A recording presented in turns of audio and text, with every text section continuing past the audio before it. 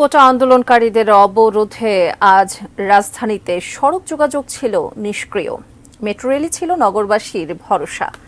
উড়াল রেলে যাত্রীদের স্বস্তি ও ভোগান্তির কথা জানাচ্ছেন জাহিদ হোসেন। ওবায়দুল্লাহ ওবায়েদ যাবেন আগারগাঁওয়ে। পরপর দুবার চেষ্টা করলেন মেট্রো রেলে ওঠার, পারলেন না। হতাশা তার। পরে ট্রেনে জায়গা হলো ওবায়দুল্লাহ, কিন্তু যারা তখনও টিকিট সংগ্রহ করতে পারেননি তাদের ভোগান্তি লাগামহীন। এত জ্যাম ভিতরে যে আমি ঢুকতেই পারতেছি না, আমাকে বের করে দেওয়ার অবস্থা। একক যাত্রার টিকিট সংগ্রহের লাইনে ঘন্টার পর ঘন্টা দাঁড়িয়েও মিল ছিল না টিকিট। শৃঙ্খলা ফেরাতে মেট্রো রেলের কোনো কোনো স্টেশনে ওঠানামার কয়েকটি পথও ছিল বন্ধ। সেসব স্টেশনের সিঁড়িতে ছিল মানুষের ঢল। 2 ঘন্টা অলরেডি হয়ে গেছে, লাইনে আছে, এখনো লাইনে আছে, আরো 1 ঘন্টা লাগবে টিকিট পেতে। ছেলেকে ডাক্তার দেখাতে নিয়ে আসছি, দেখাতে পারছি, বাট যতটা ওইখানে ভোগান্তি না পড়ছি তার চেয়ে এখানে বেশি ভোগান্তি। সিঁড়িতে মোটামুটি উঠতে 7 মিনিট লাগিয়ে গেছে, অবস্থা খুবই খারাপ।